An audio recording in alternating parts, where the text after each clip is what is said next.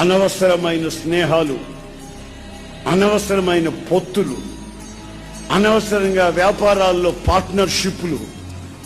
కొంతమందికి తెలియదు. విచ్చలవిడిగా ప్రవర్తించడం, మనసు వచ్చినట్టల్లా ప్రవర్తించడం, శరీరంలో వచ్చిన కోరికలను నెరవేర్చుకోవడం, మరలా ఏమీ తెలియనట్టుగా భక్తిగా ఉన్నట్టుగా నటించడం. అయితే వార్నింగ్, హెచ్చరిక వస్తుంది. నీవు ఎవరితో స్నేహాలు చేస్తావు? ఒకప్పుడు నీవు ప్రార్థన చేసిన వెంటనే, రాత్రి ప్రార్థన చేస్తే తెల్లారి జరిగిపోయింది. నువ్వు ప్రార్థన చేస్తే జబ్బులు బాగైపోయి, నువ్వు ప్రార్థన చేస్తే అనేకులకు మేళ్లు కలిగాయి.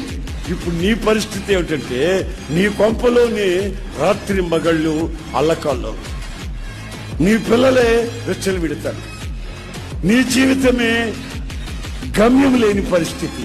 దీనికి కారణం ఏమై ఉంటుందంటే, భక్తిహీనులతో నీవు చేస్తున్న స్నేహం. సినిమాలకు బావు కానీ సినిమా కథలు వింటుంటాం.